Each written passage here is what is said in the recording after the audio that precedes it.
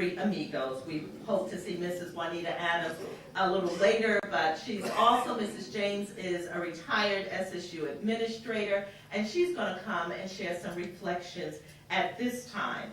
And we say she's retired, but if you've just finished observing the wonderful production of this year's Black Heritage Festival that we know is so well sponsored and led by our own Mrs. Shirley James, we say thank you for another phenomenal year here, and we're glad to always be a co-sponsor of the event.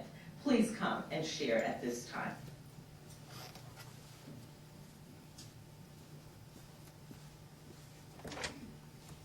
Thank you, Dr. Dozier. Edna. I had to kind of just jot some things down because, Edna and I came to Savannah State in 1971. She came ahead of me in spring and I came in fall of 1971. But I do want everybody to know that after my husband and my son, who was not quite a year old yet, moved here, her house was the second house, other than J.B. Clemens, that we were invited to come and visit. And when I went over, it was either Friday or Saturday evening, and she and her friend, who also knew my husband from Morris Brown, they were having crabs, steamed crabs. And so I think she kind of looked at me and thought that I might have been a little quiet, a little laid-back person. And so I joined them and started eating and picking crabs. And she looked at me and she said, "Where'd you learn how to do that?" I said, "Well, I grew up doing this off the coast of South Carolina. I'm in Georgetown, South Carolina." I said, every day in the summertime we went crabbing because that was all we could do. But anyway, that's how our relationship began. And it has just been a wonderful relationship and friendship, and I don't know where else to put it.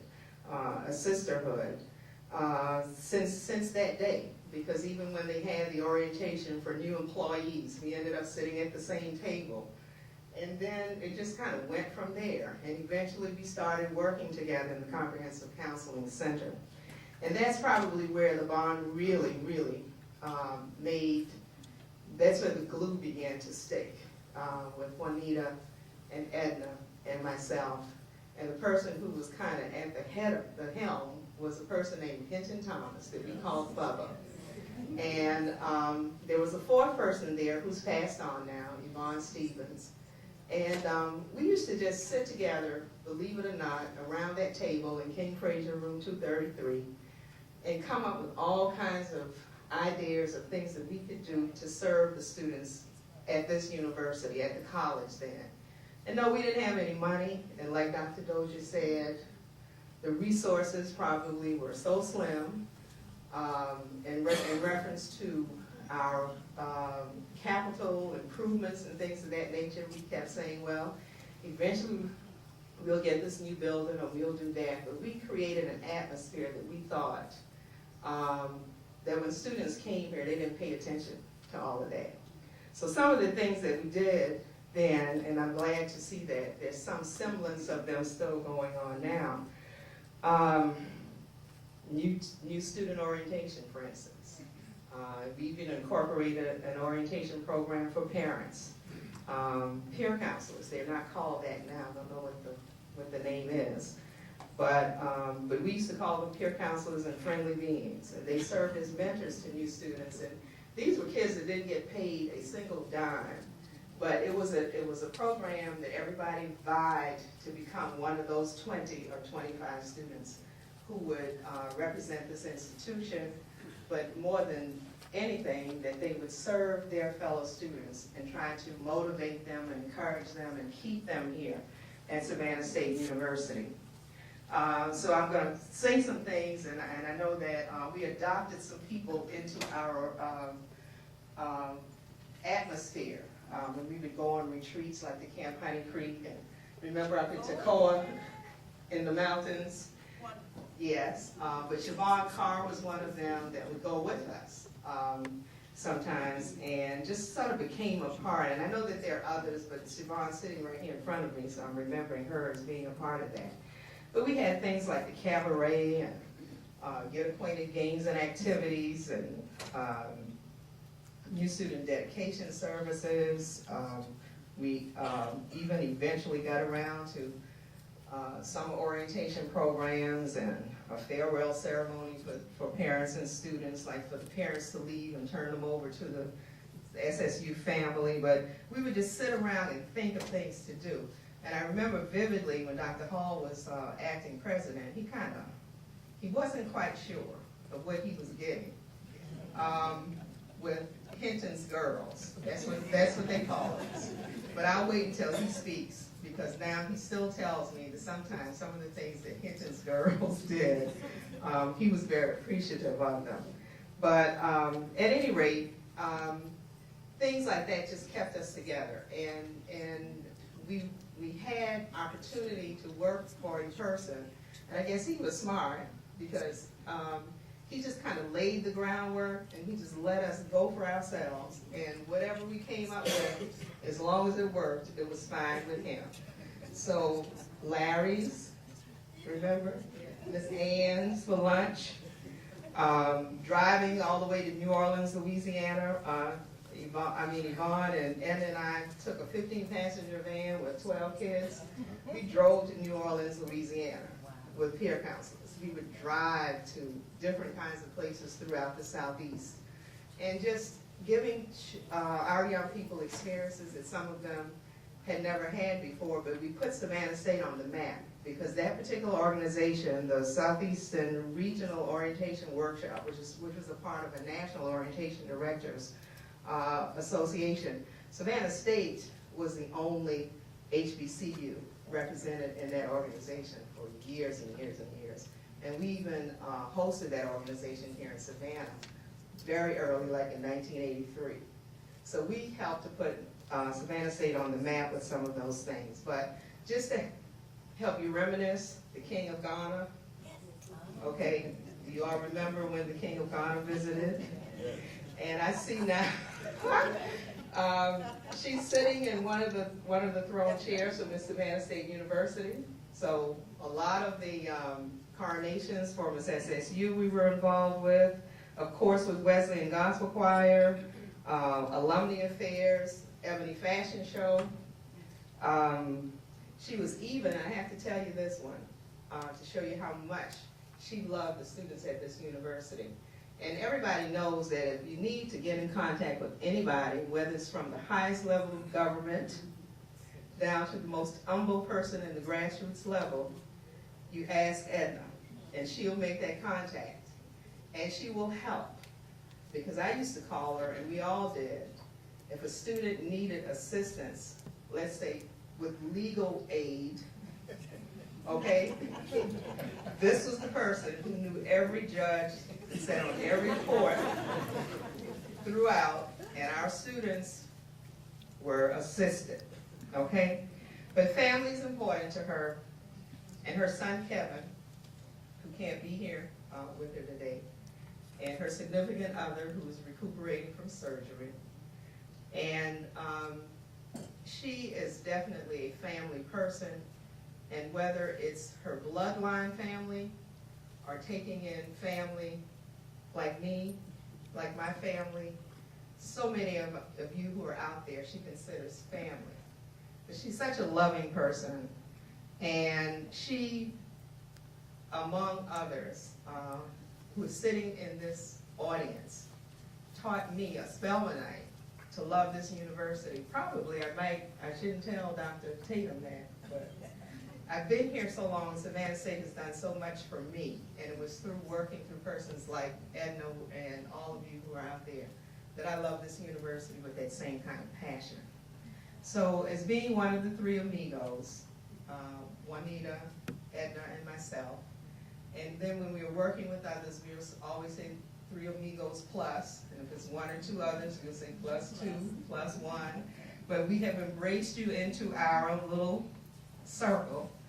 But Edna, we have shared so much together, and I look forward to doing that as we move along in life. We took a lot of lemons and made good lemonade in all aspects of our lives. And then we were also now, we have been given the opportunity to make what I call this vintage wine.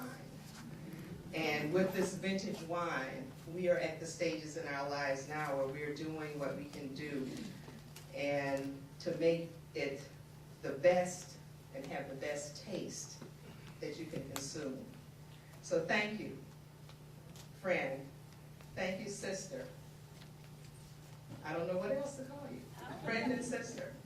Those are two things that just incorporate it all.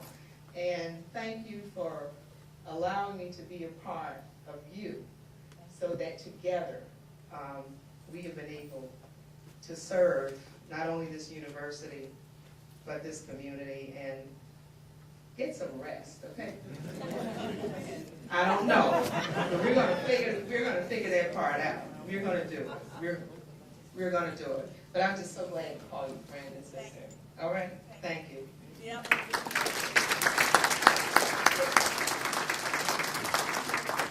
Thank you, Mrs. James.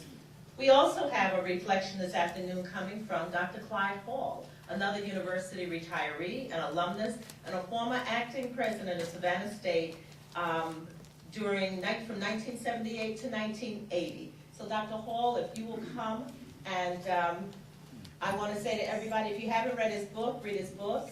And Dr. Hall, you're going to just give us an excerpt of that. Thank you.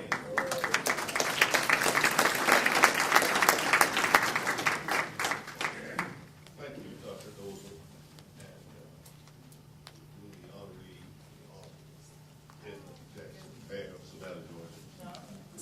Ladies and gentlemen, I want to apologize to you, Edna, for not having written you a letter.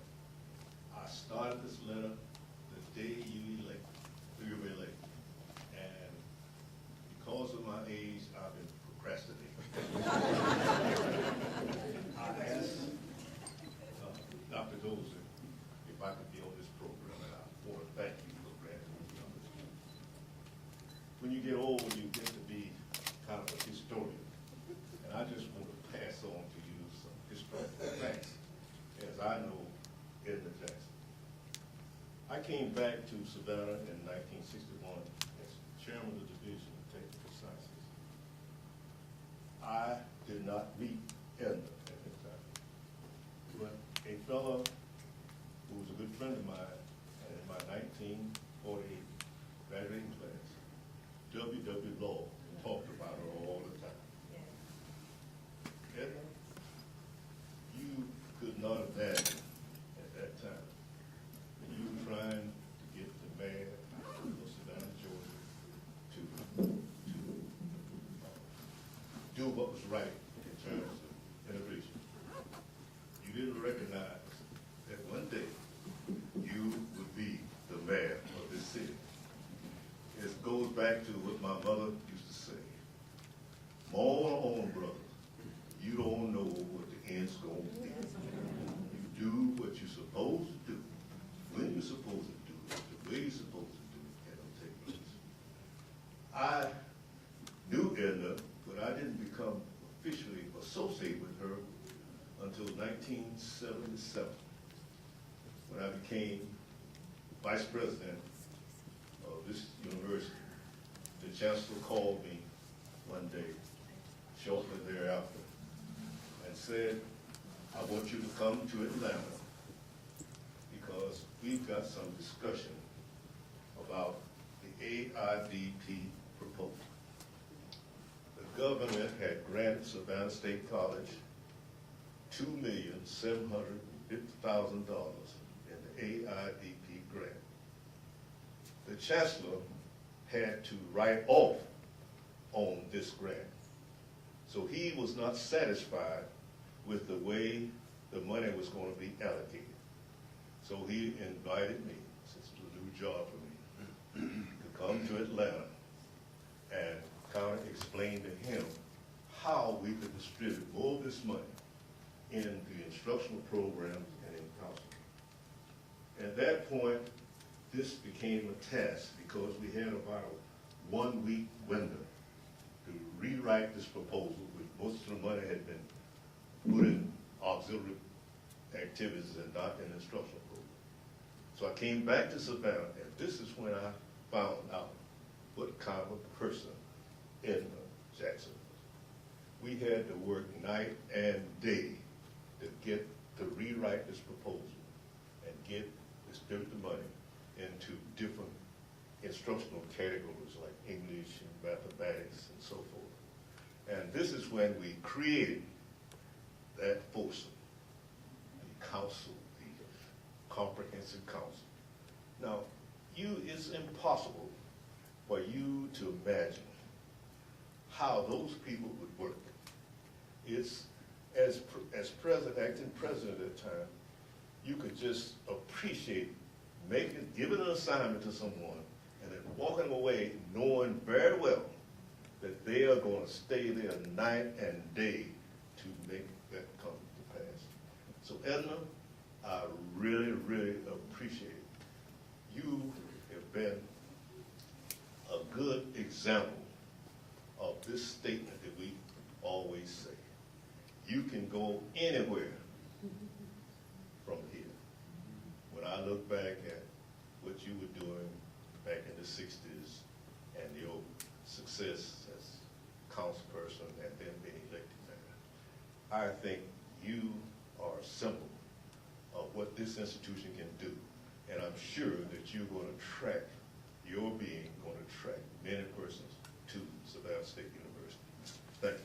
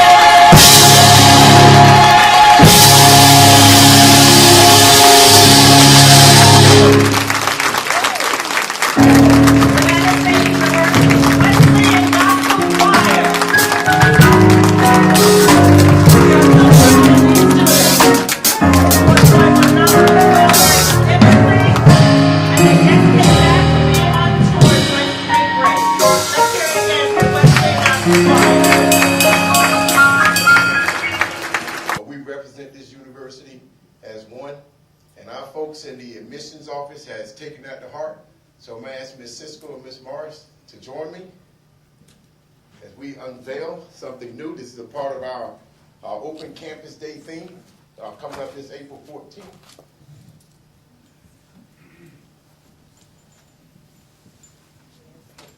And they're going to add the energy to it. Thank you, Dr. Clark.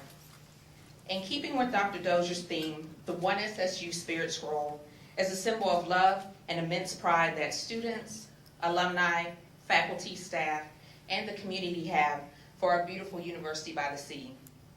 It is with great honor that we invite Mayor Edna Jackson, a proud SSU graduate, along with our interim president, Dr. Cheryl Davenport Dozier, to show their love for our institution by being the first signatures on the One SSU Spirit Scroll.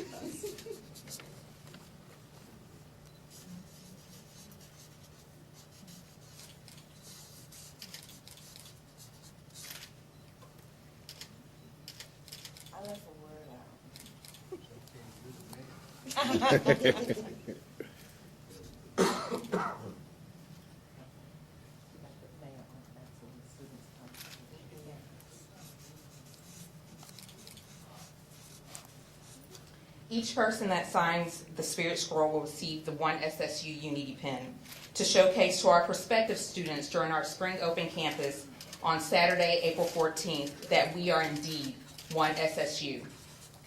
At the conclusion of the ceremony, we welcome any and all supporters to leave their mark on the one SSU Spirit Scroll that will be located outside.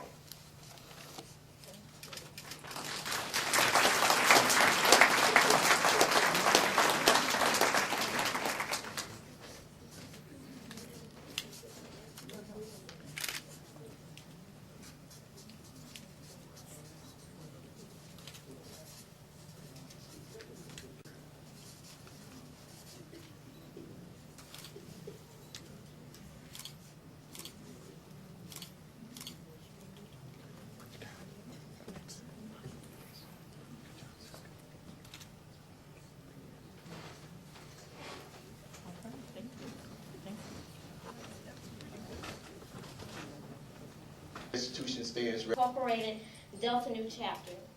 The Delta Nu Collegiate chapter holds Mayor Edna B Jackson close to our hearts, not only because she has made history by becoming the first female African American mayor of Savannah, but because she once served as a loyal, dedicated advisor to our chapter for just over a decade. We are very delighted to call you one of our own. It is with great pleasure that we present to you this small token of our appreciation.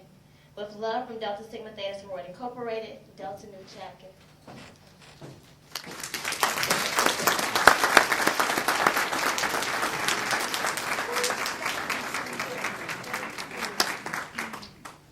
Let me just say that I'm happy to have this opportunity to be a part of this program and to be here this evening. If I start making comments about my relationship with Edna, I'm not sure where it would go. It would just flutter all over the place. Edna and I have interacted in this community on behalf of this community, on behalf of Savannah State, on behalf of students, just all over town. One thing was mentioned, well, several things were mentioned. One thing in particular most folks did not mention is that Edna is not mayor today just by happenstance. Edna is mayor today because it is something that she planned and worked for a very, very long time. Shirley said that Edna knew just about everybody in town, at least all of the important, non-important folks in town. Well, Edna has worked on just about everybody's campaign. Those campaigns she didn't work on, she ran until she got to her own. So it's not an accident that she knows everybody in town. She has just been fantastic in terms of working for this community and being involved for this community. I don't think history has done her justice yet in terms of her involvement on behalf of the changes in this community. And it goes back to the civil rights days in this community when it was a segregated community. And as a student was very, very involved in the changes that was made as a student, but was also involved in the changes made in this community as time went by. And of course, history hasn't written that for her yet, but she interwoven in the changes in this community, and we are indebted to her for that. Now, my purpose here, of course, is to just make comments in reference to alumni. That goes all over the place, too. Edna served as alumni director here at Savannah State. The only thing I can say about that is that when she was alumni director, being national president was a lot easier than it is today. So that was a really big deal. But she served as alumni director very faithfully for many years. You would have assumed that even though she was alumni director, that she was also president of the National Alumni Association, because if you know Edna and she's around, she pretty much runs everything. Anyway, but she's never served as national president. She's just been supportive of this organization and has helped made whatever happened in this organization happen, and we appreciate that so very, very much, Edna. And on behalf of all alumni, we congratulate you and wish you well. And as Dr. Clark said, we are here to work with you and look forward to any opportunity to engage with your administration. Thank you. Branch Jackson, class of 1968. You can get anywhere from here. Yes, you can. On this day by Interim President Cheryl D. Dozier and Savannah State University family, March 23rd. You can get anywhere from here. Yes, you can. On this day by Interim President Cheryl D. Dozier and Savannah State University family, March 23rd, 2012. A special That gift is for you. absolutely. We will hold it because it's a little heavy, and I will. Oh, y'all, this is gorgeous. Now, do I get ready? Now, remarks from the #1 tiger in the city of Savannah, Mayor Edna Branch Jackson. Thank you. Woo! This thing is so here like that. Yeah, they get us this right. Thank you so much. That is good. Yo, oh. Thank you, Donna. Thank you. Now, y'all know how to get to me. Let me first say that the third amigo is my friend had surgery and had some complications today, so she's babysitting, you know, while we're here. So that's how we work, y'all. You know, we just look out for each other, even though he said he didn't need a babysitter. I am honored, I'm humbled, and I can truly say I'm blessed. But this journey has not been, I have not been on this journey by myself. And as I was sitting up there in the high chair, all I know we used to place him up there. I don't think I ever sat in the chair. But as I sat in the high chair and I perused the room to see all who is here, I am, I'm without words. And there, first let me honor my mayor, and that's Mayor Otis Johnson. What people don't realize is that we go all the way back to the Civil Rights Movement, to the 60s. He's just a little bit older. But it was his class. It was his class, the class of 60 of Alfred Ely Beach High School, that actually started the sit-in movement. And we went along because we wanted to be just as, as important and as old as they were. But that is what happened here in the city under the leadership of W.W. Law and Judge Eugene Gadsden, my mentors. But as I look over this room, though, I see Chief sitting over there, and Mickey has already told you everything except that they tried to blow up the lab. And as I look and I see Dr. Hall, and Dr. Hall, I don't know if you recall, but Yvonne and I came to you when we were working on the budgets, and we were making low salaries at Savannah State. People were making higher salaries, and I went to argue. But when we pleaded our case, you said, well, go on and put it in there. And we brought our salaries up to par, and I appreciate that. And then when I look over, I worked for a lot of presidents. When I see Dr. Brock here in the house, and Dr. Brock being the even quiet kind of person, and me being the kind of loud person, and very forceful person at times. And I went to her regarding a matter. She was getting ready to leave. I don't know if she will ever remember this. It was regarding the Elder Hostler program, how we were going to do the funds. And you said, we will do it like you want us to do it. I have always appreciated that, because you could have very easily said, no, we're not going to do it that way.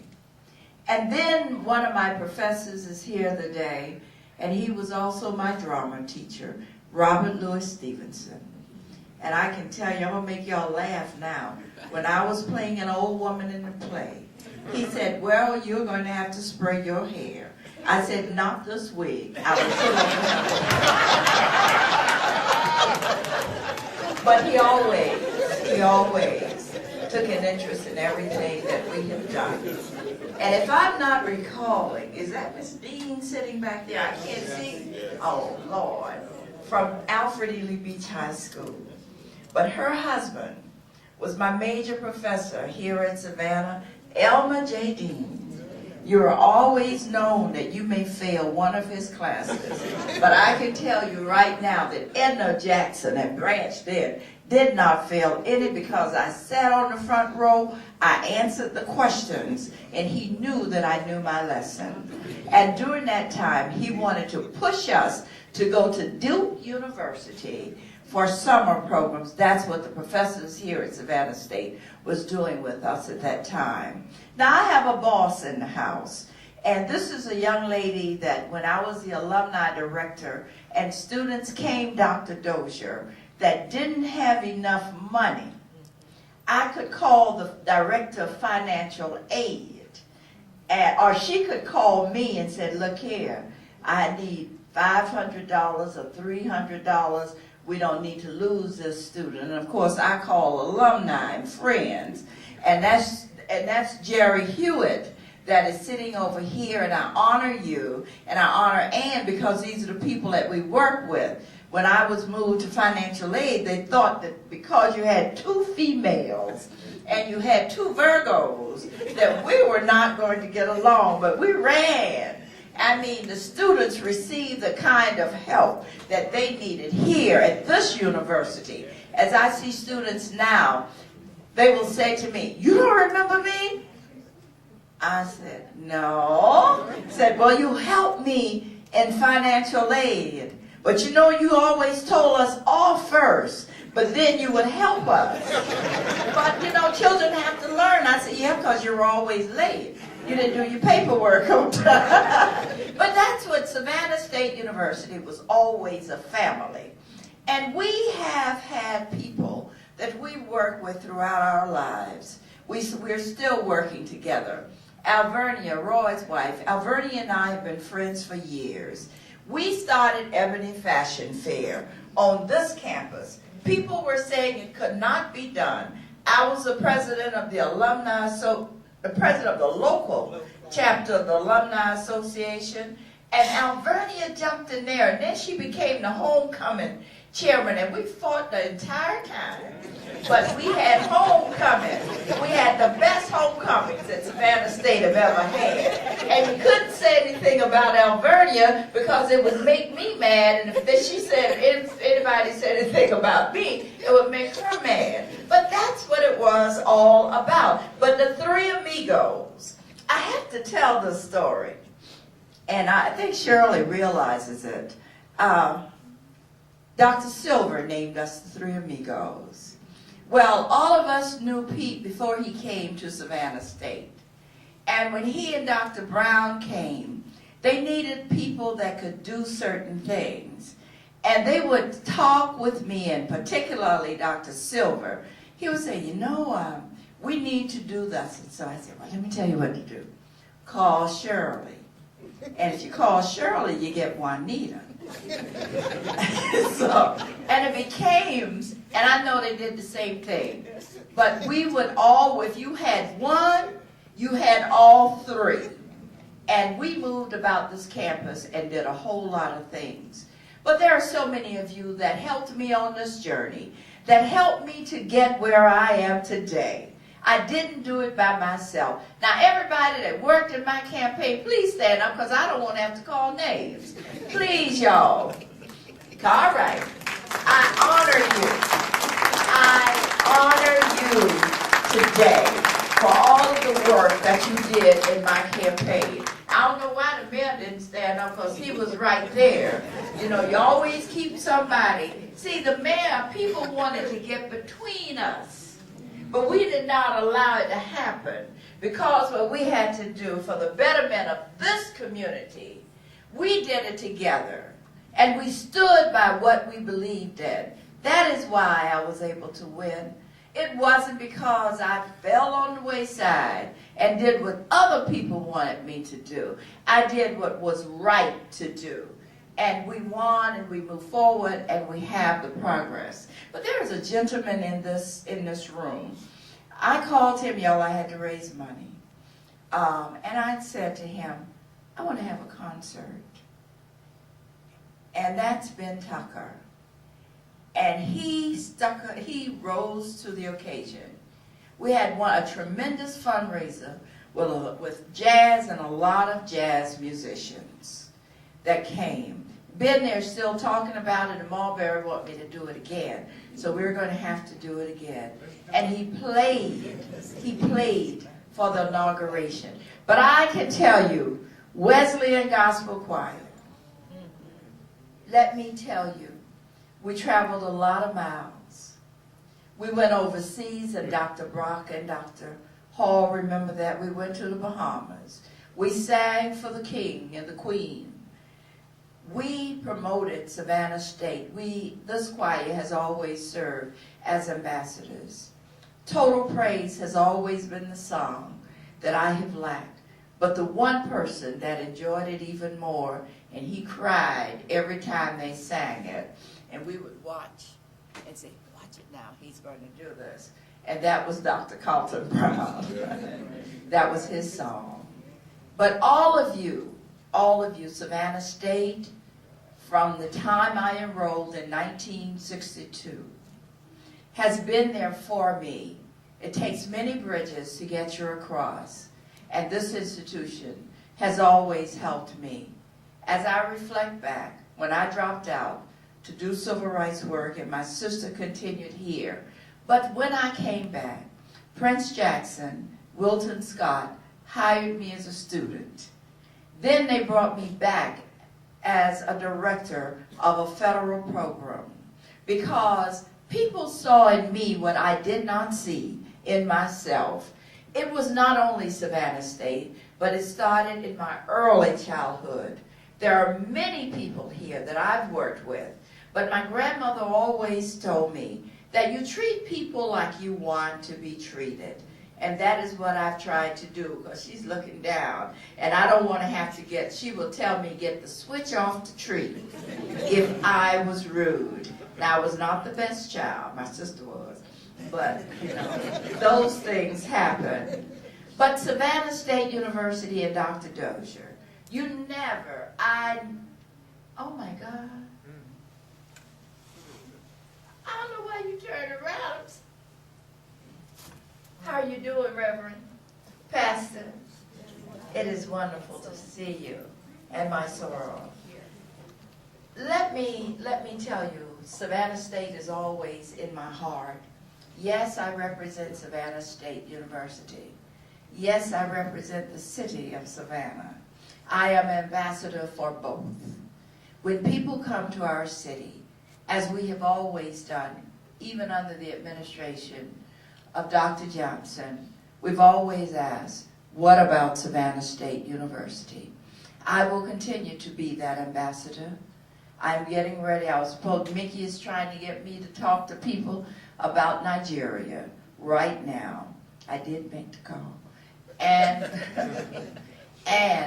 we're hosting the ambassador from, I talked to Otis about it, Israel, right? The ambassador from Israel. Well, and they're looking to partner.